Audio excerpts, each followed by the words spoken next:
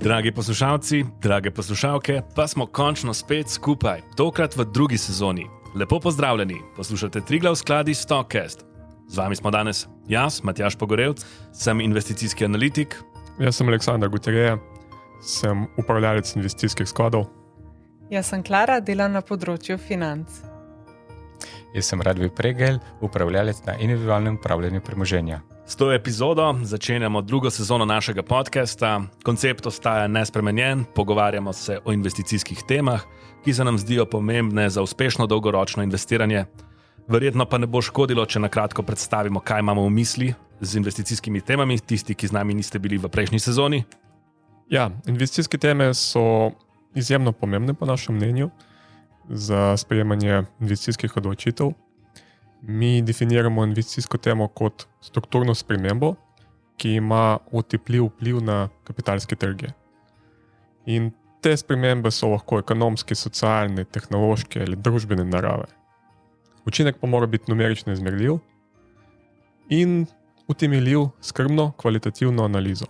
Torej, mi smo investitorji, mi sprejemamo investicijske odločitve, tako da z tega vidika je razumljivo, da moramo znati oceniti vpliv na kapitalske trge oziroma na podjetje, v katero investiramo. Torej, proučevanje investicijskih tem je eden od tistih ključnih stebrov pri sprejemanju investicijskih odločitev v naši družbi. Tako je. In mi pa razumemo, da je teh investicijskih tem lahko neskončno veliko. Zato moramo biti selektivni in z tega vidika je razumljivo, da mi probamo nekako zmanjšati seznam teh investicijskih tem, ki so vredni naše pozornosti. In vsako potencialno zanimivo investicijsko temo mi probamo oceniti z vidika kompleksnosti vpliva. Torej, mi iščemo odgovor na vprašanje, ali investicijska tema vpliva na podjetje iz večjega števila sektorjev. Pa ocenjujemo še intenzivnost vpliva. Torej, iščemo odgovor na vprašanje, ali investicijska tema ima velik vpliv na rezultate poslovanja podjetij. In tretji vidik, oziroma tretje vprašanje, na katero iščemo odgovor, se nanaša na trajanje vpliva. In iščemo odgovor na vprašanje, koliko časa bo investicijska tema vplivala na poslovanje podjetij. Tako da smo dolgoročni investitorji, iščemo zanimivo podjetje, z tega vidika je razumljivo, da za nas so bolj zanimive investicijske teme, ki so dolgoročne narave in kjer res lahko najdemo priložnosti v različnih segmentih gospodarstva. Tako da to je nekako to, kratka predstavitev našega pogleda na investicijske teme. Danes pa začenjamo z investicijsko temo, ki jo v družbi Triglav skladi ocenjujemo kot izjemno pomembno. Danes bomo govorili o podnebnih spremembah, izzivih, ki jih za človeštvo predstavlja ta problem in rešitvah, ki jih imamo na voljo.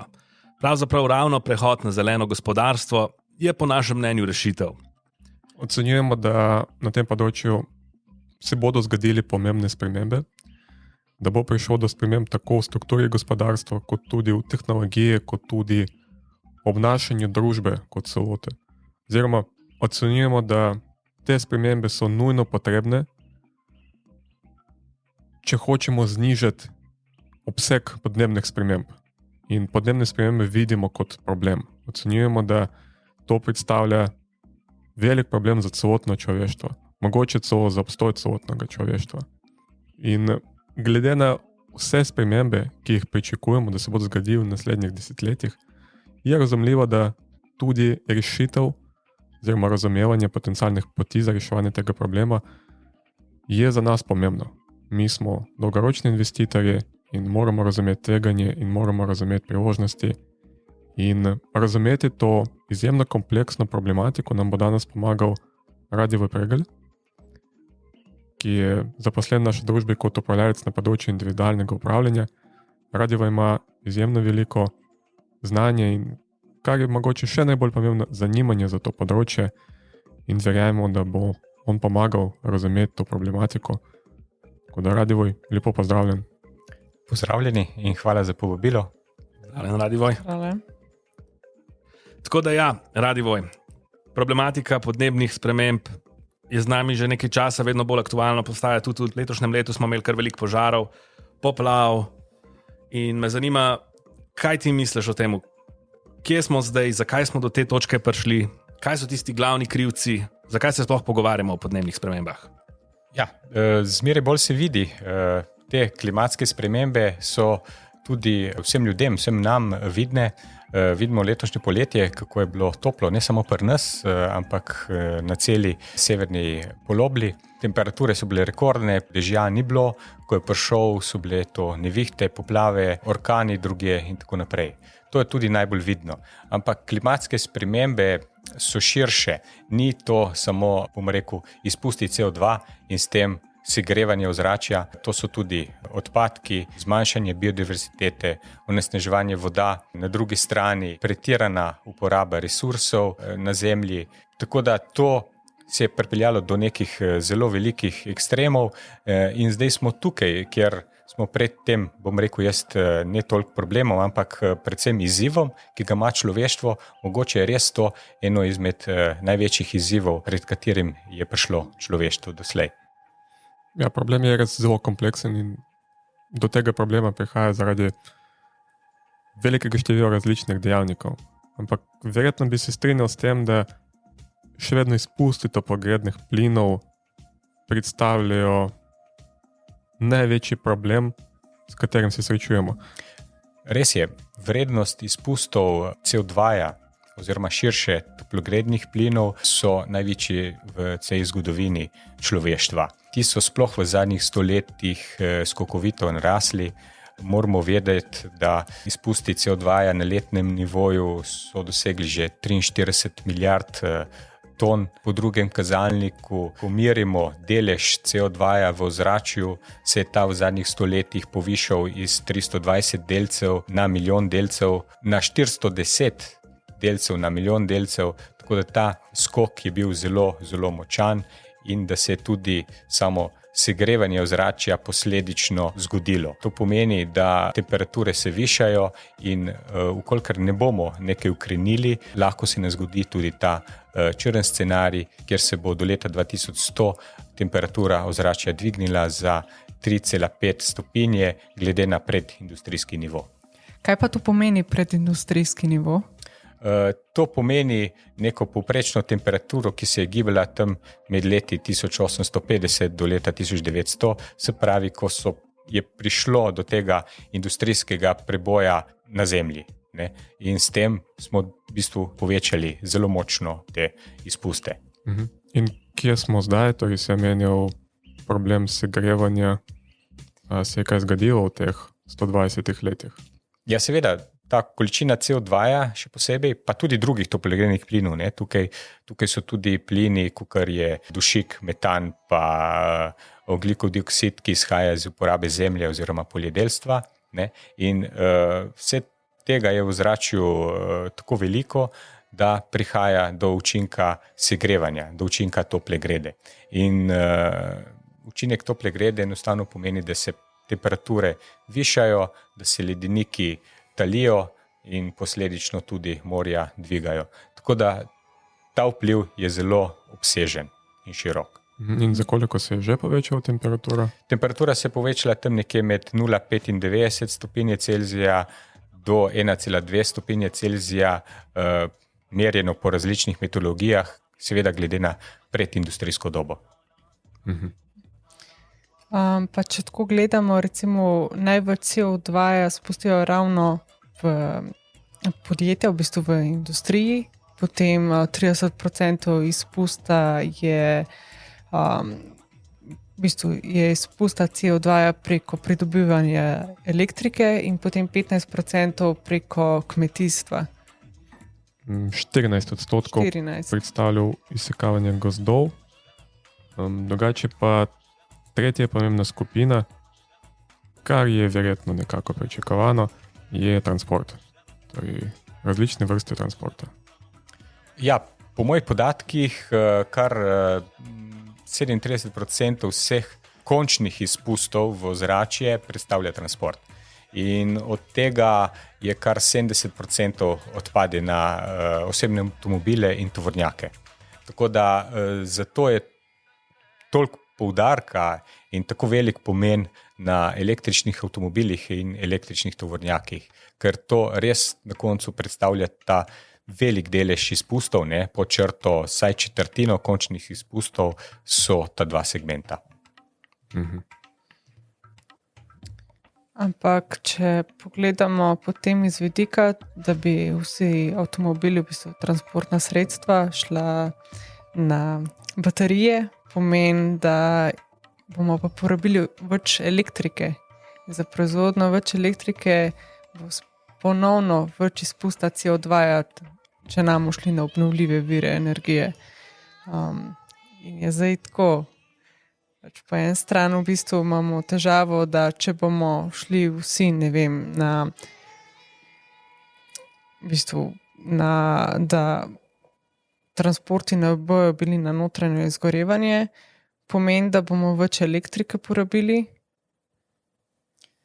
Potem drugo je, da v bistvu je potem še ena težava, recimo, da ta naša tehnologija trenutno, recimo baterije tudi ne mogoče jih skladiščati, v bistvu tudi ne vem, kam bi vse baterije dali, tudi za izdelavo baterije je potrebno imeti ogromno surovin in a je to res tako zeleno? Treba se zavedati, da vse tehnologije, ki zdaj trenutno razpolagamo, seveda niso zelene. Vsaj na eni točki celotne verige niso zelene. Ampak vsekakor najbolj onesnažuje premog. Premog v bistvu največ je odgovoren za tistih največ izpustov v zrak, ne, poleg drugih fosilnih goriv. Ne. Tako da tukaj, ko delamo pri tem prehodu na neko trajnostno družbo, vsekakor je treba imeti to v vidiku. Se pravi, dobiti alternative, ki bi nadomestile v prvi vrsti premog in v drugi vrsti ta fosilna goriva. Ne, zdaj, tehnologij je več, nekatere so seveda bolj zelene, nekatere so nekoliko manj. Zdaj v tej prvi fazi seveda je najbolj kritično, da se zmanjšajo te izpusti CO2. Ne. Jaz verjamem pa, da v enem doglednem času bojo vse te tehnologije se izpopolnile in da bomo prišli na bolj zeleno proizvodnjo elektrike oziroma druge energije. Ne. Jaz bi na tem mestu mogoče dal en primer, ne. Slovenije, ne vem, koliko ste seznanjeni, v Sloveniji se v tem trenutku nekako porabi 14 teravatov elektrike na leto. Ne. Vse energije, ki porabimo, tako po mojih ocenah, pogledamo, je pa enih 56 teravatov, 55-56 teravatov. Ne. Zdaj, na transport, ne, vemo, da transport vozimo se z avtomobili z notranjim izgorevanjem in to odpade na dizel, na benzin. Ne. Porabimo še dodatnih, ne vem, 14-15 teravatov. Ne. In seveda, če bi zdaj prišli na elektriko, pa da bi vsi kupili, ne vem, Teslo, pa ne vem, Zoe od Renaulta pa podobne, ne, bi seveda mogli zagotoviti elektriko. Ne. To pomeni dodatnih 14-15 teravatov. In to elektriko bo potrebno spet narediti z nekih virov, ki ne povzročajo toliko izpustov. Ne. In zdaj tukaj imamo dosti tehnologij na razpolago, seveda tukaj so te najbolj zelene, veter, sonce, ne. Ampak tudi druge, ne, jaz sem prepričan, da na koncu tudi jedrska energija bo vsaj pri tem prehodu zelo pomembna in ne nazadnje tudi plin bo verjetno pomagal k temu lažjemu prehodu. Da pridemo na nek nov energent, kakor bo zeleni vodik ali pa tudi fuzija. Kdo je klele zdaj glavni krivec za podnebne spremembe? Bi rekel, da so to države, podjetja, posamezniki. Kdo od teh deležnikov bi mogel narediti največ pri tem, da se podnebne spremembe zaustavijo? Jaz mislim, da po eni strani kazanje s prstem je neproduktivno, da smo vsi tukaj odgovorni, da moramo vsi narediti domačo nalogo, tako države, institucije, kot seveda posamezniki. Še posebej se treba zavedati, da če kot posamezniki bomo vzeli to problematiko za svojo, bomo in vplivali na vse te akterje, na inštitucije, na države, da bojo tudi države pristopile in politika veliko bolj aktivno k reševanju te problematike, ne, in ko bojo še bolj regulirale, mogoče obdavčile te onesnaževalce in države nekako omogočile bomo rekel, neke spodbude prehoda k bolj trajnostni družbi, ne, da bo ta proces veliko hitreje stekel in lažje. No, v preteklosti smo neke aktivnosti na tem področju že naredili, ne? Imeli smo ta pariški sporazum, pa smo imeli Green Deal, pa imamo tudi trajnostne cilje Združenih narodov, emisijske kupone. Kaj smo s tem storili? A se to že kje opaz, da smo s temi zavezami, ki jih imamo, pa s temi odločitvami, ki so bile sprejete na mednarodnih ravneh, že kaj spremenili? Jaz mislim, da smo. Nenazadnje tudi, če pogledamo izpuste CO2, vidimo, da vsaj v Evropi so se zmanjšali. Tako da v zadnjih letih nek dosežek je bil narejen v tem smeri. Vsekakor so to iniciative, ki so zelo pomembne na tej poti in nakažejo smer. Začelo se je postavljati cilje, začelo se jih je meriti in začelo se je spremljati to in jasno, na tej poti se je postalo zmeraj bolj ambiciozno. Jaz mislim, da se bomo postali še bolj ambiciozni in bomo hoteli še više cilje doseči, se pravi večje zmanjšanje CO2, manjše onesnaževanje in to je samo pozitivno. To pomaga k reševanju teh izzivov. Seveda, Pariški sporazum že iz leta 2015, takrat je teh 196 podpisnikov se zavezalo zmanjševati te izpuste do leta 2030. Tam je tudi jasno zapisan cilj, da se zvišanje temperature glede na leto 1990 ne bo večje kot 1,5 stopinje Celzija oziroma saj veliko manjše od 2 stopinj Celzija. Tako da tukaj je jasna smer, kam bi mogli iti. Potem omenil si teh 17 ciljev trajnostnega razvoja Združenih narodov. To je tudi širše gledano, to ni samo okoljevarstveno, to so tudi socialni kazalniki, nenazadnje upravljalski kazalniki za podjetja. Potem za nas, ki prihajamo iz finančnega sveta, so pomembna tudi ta načela Združenih narodov za odgovorno investiranje.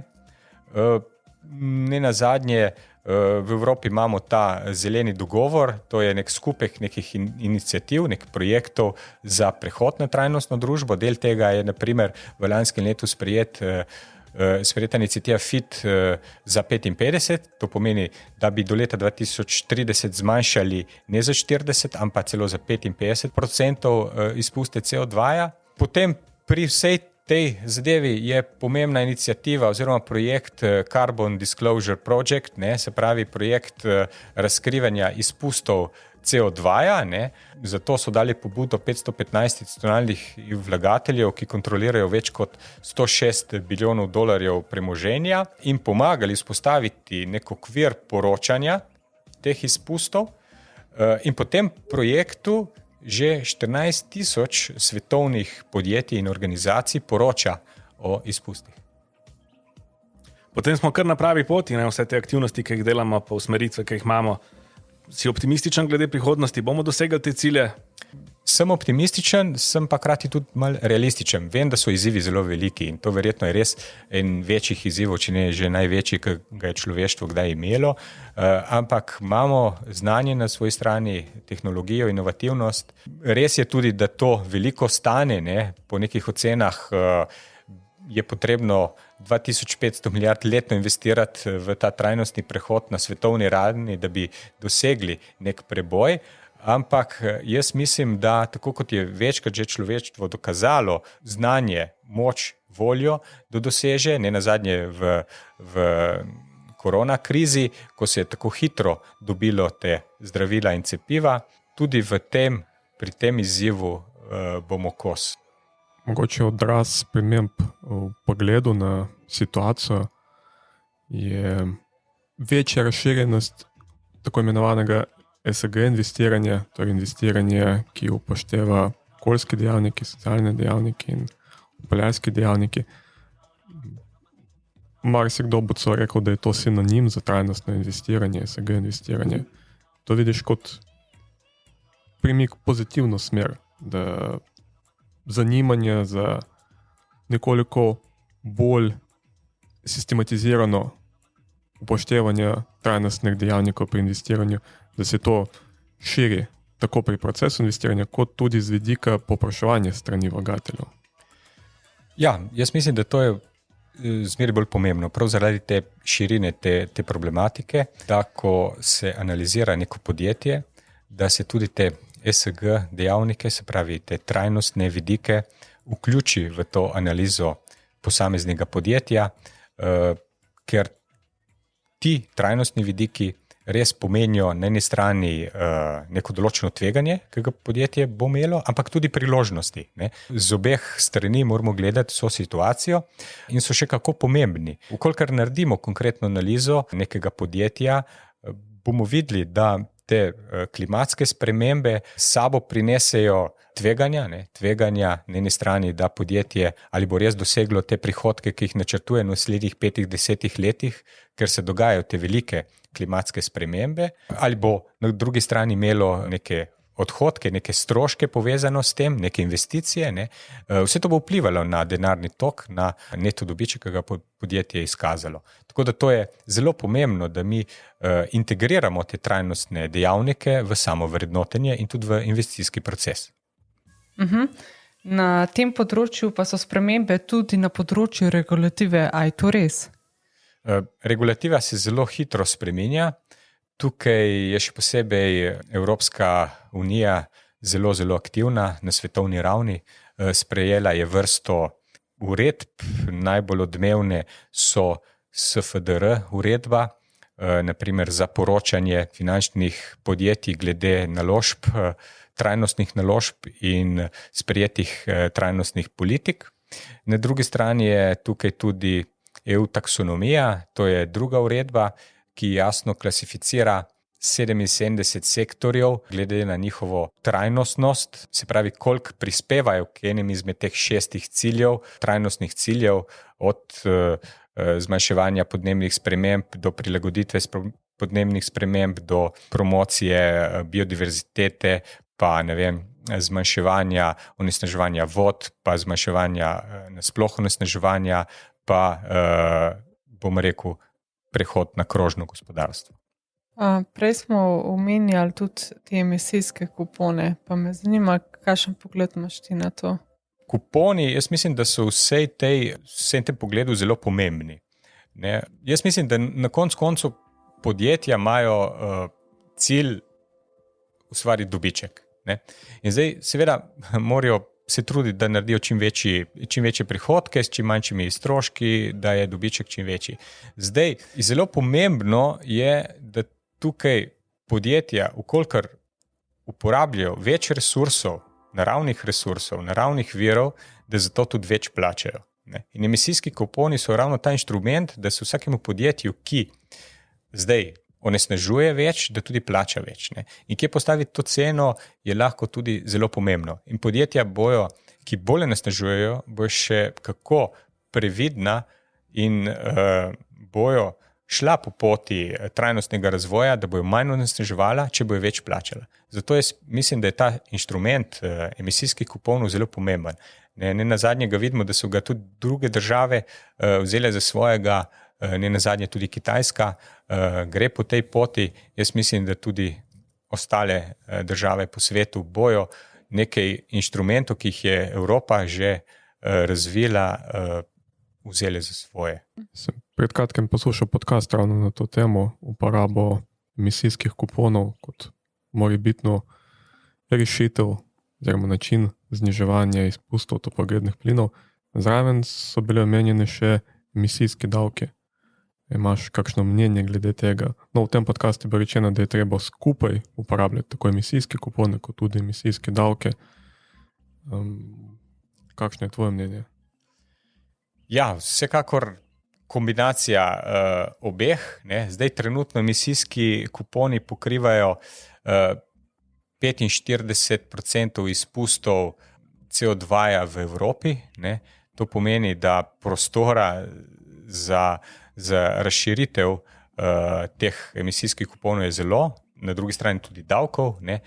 Jaz mislim, da oba inštrumenta sta tukaj primerna, sicer odvisno po področjih. Ne. Vsekakor mi se moramo zavedati, da v doglednem času bo vsekakor tisti, ki bo uporabil naravne vire ali pa povzročal več izpustov, bo tudi več plačal. Ne. Zdaj, te formule nekako do zdaj nismo še uspeli dobiti, koliko bi znašali ti kuponi, ampak jaz mislim, da je to naloga trga, da na koncu dneva to pokaže. Ne. Več, ko bo izpustov, več, kot bo pritiski večji, kot bojo klimatske spremembe, jasno, vse večja pozornost bo temu namenjena in večji stroški bojo za podjetja iz tega izhajali. Ne. Zdaj, če lahko gremo tudi po sektorjih pogledati, vemo, da to so še posebej podjetja iz energetskega sektorja, ne, ali pa podjetja iz materialov in surovin, ne, na drugi strani, ne, tako da tukaj ali pa sektorja utilities, tako da iz teh treh sektorjev je večina teh kuponov oziroma davkov nanaša. Vse, konec koncev, ta segment proizvodnje električne energije, torej sektor javne skrbe in ogrevanja, tudi sektor javne skrbe, no, ta segment prispeva približno 30% vseh izpustov CO2. Jaz imam eno vprašanje, glede na to, da je tema današnje epizode prehod na zeleno gospodarstvo. Ti sploh strinjaš to trditvijo, da je ravno pristanek človeštva v tem območju, ko je gospodarstvo res zeleno, da je to rešitev tega problema, s katerim se trenutno srečujemo? Ja, absolutno. Jaz mislim, da ukolikor ne pridemo na neko zeleno gospodarstvo oziroma neko trajnostno gospodarstvo, ne, to tudi že sama beseda pomeni, da je trajnostno, da traja, to pomeni, da tudi našim otrokom, našim zanamcem bomo pustili nek svet, ki ni tako umazan, ni tako nesnažen, vode niso tako umazane, da ni toliko odpadkov in tudi, da nismo pokurili toliko resursov. Ne? Tako da to je zelo, jaz mislim, zelo, zelo pomembno, da se ta problem naslovi. Ne? Malo kdo ve, naprimer, da mi v Evropi povprečno porabimo 75% več resursov v povprečju, kakor jih naravno biološko okolje generira. Ne? V Sloveniji celo še več kot to, ne? In zato to je potrebno nasloviti. Ne? Ni to samo izpusti CO2, ta problematika je širša. Potem bi morali tudi mi kot posamezniki bi se mogli konkretno spremeniti naše navade, da bi, če toliko več resursov uporabimo. Ja, vsekakor lahko pogledamo. Jaz mislim, da je to nujno, da tudi naše navade se temu prilagodijo.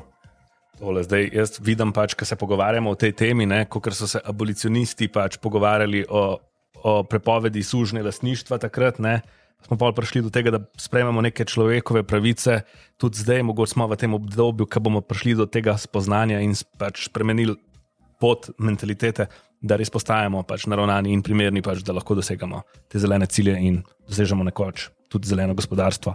In bomo gledali pa na tale čas nazaj, kot tisti čas začetka revolucije zelenega gospodarstva.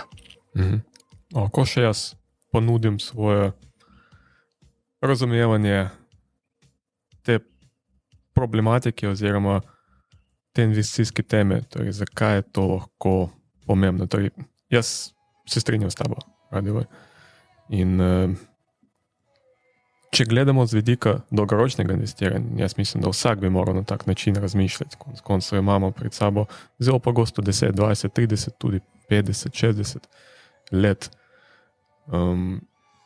Je pomembno razumeti, kje se bo nahajal svet takrat, ko se bo naše obdobje investiranja zaključilo. In kakšna bo pot do tega sveta. In če se strinjamo s tem, da zaradi težav, s katerimi se srečujemo, zaradi podnebnih sprememb, se bo moral zgoditi prehod v zeleno gospodarstvo, torej nekako, če imamo to predpostavko, čez 30-40 let bomo imeli zeleno gospodarstvo. Potem, če razumemo, kako izgleda to zeleno gospodarstvo, potem pa lahko ugotovimo, katera podjetja so lahko del tega gospodarstva, so lahko del te družbe, konec koncev, zato ker tudi to je pomembno, kako bodo posamezne podjetje sprejete strani družbe, bo sploh sprejemljivo določeno početje ali pa ne. In če razumemo, če znamo oblikovati vizijo tega sveta, tudi če je mogoče, bomo lahko zelo presenečeni, koliko različnih investicijskih priložnosti zaznali. In z tega vidika se mi zdi, da ta investicijska tema je lahko zelo, zelo zanimiva in pomembna za razumevanje. Ja, Aleksandar, se popolnoma strinjam. Seveda jaz mislim, da nekatera podjetja, ki zdaj obstajajo, ne bojo več obstajala, nekatera mogoče, ki zdaj obstajajo, bojo tudi ostala med zmagovalci. Verjetno se bo rodilo kar nekaj novih, ki mogoče še niti ne obstajajo in bojo potem zmagovalci. Ne zadnje, en lep primer lahko vidimo, katera podjetja so ostala od tega dot-com balona iz leta 2000, pa jih vidimo tudi zdaj med tehnološkimi podjetji. To nam pove, da nekaj jih je ostalo, veliko pa tudi ne. In jaz vidim, da nekaj podobnega se bo tudi tukaj zgodilo. Predvsem je težko napovedati na dolgi rok. Mi hočemo kot družba leta 2050 imeti družbo brez emisij, neto emisij. To pomeni, da vsekakor bojo neka podjetja, ki se ukvarjajo z vodikom, s fuzijo tukaj zelo pomembna. Seveda ta, ki proizvajajo omrežja pa baterije, vsekakor jaz mislim, da bo tudi med zmagovalci. Mogoče nas zna preseneti, da tudi kakšno energetsko podjetje, ki zdaj govorimo umazano energetsko podjetje, da bo ostalo. Ne smemo pozabiti, da kakšna podjetja, tudi evropska, naprimer Shell. Shell je eno izmed večjih naftnih podjetij, ki seveda onesnažuje, ima veliko izpustov, ampak je, jaz bi se upal trditi, eno izmed najbolj teh, ki je šlo po tej poti zmanjševanja izpustov. Politik zmanjševanja izpustov CO2 in alternativnih virov. Tako da nas znajo tudi ta stara podjetja, staro tehnologijo presenetiti, ne nazadnje, ker imajo znanje, imajo kader, imajo tudi veliko finančnih resursov in to bo tudi ključno. Mhm. Ja, vsekakor.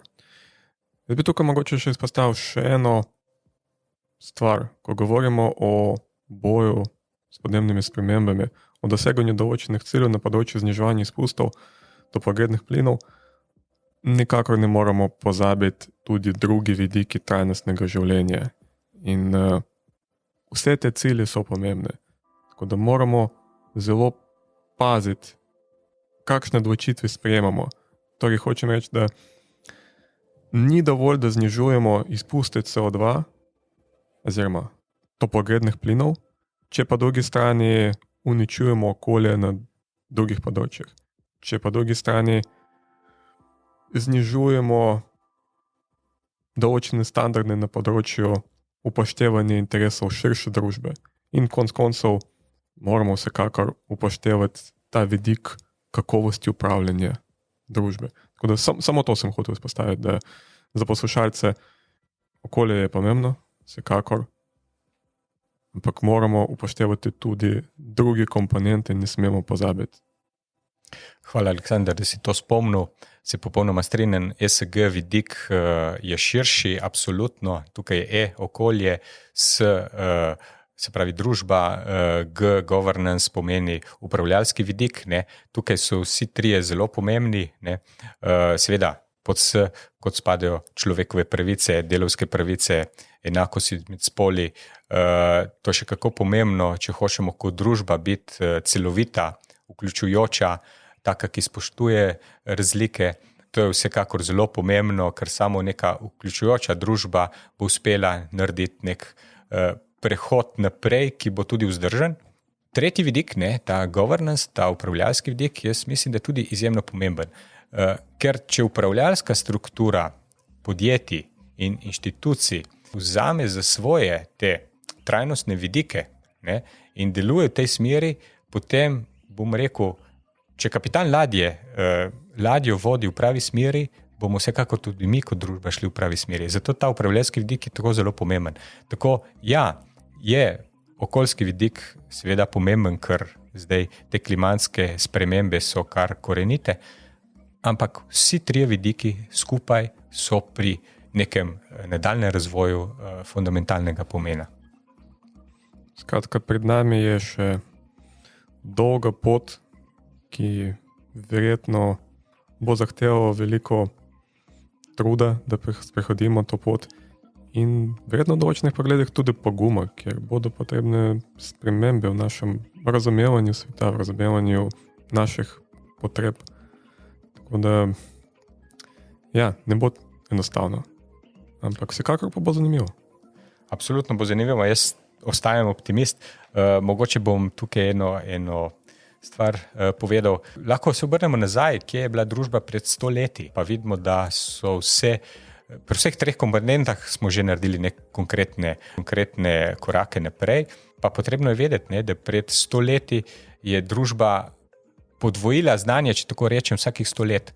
Zdaj podvoji znanje vsakih 13 mesecev. Verjetno zaradi interneta stvari bomo podvojili znanje vsakih 12-13 ur. Ne. To pomeni, da bomo imeli veliko večjo možnost odgovoriti na te izzive, ki prihajajo. Seveda, popolnoma se strinjam in jaz mislim, da tudi Matjaž in Klara delite to mnenje. Ja, se strinjam popolnoma z obema. Jaz se tudi strinjam. Tako je, ja. No, jaz mislim, da smo se dotaknili pomembne tematike. Jaz si upam trditi, da zdaj vemo več kot na začetku snemanja in upam, da tudi poslušalce bodo kaj odnesli tega. Tako da, hvala lepa, Radivoj. Hvala, da si vzel čas, Radivoj, za nas. Hvala za povabilo, z veseljem na tako tematiko, tako da uspešno tudi vam naprej pri tem trajnostni poti. Hvala lepa.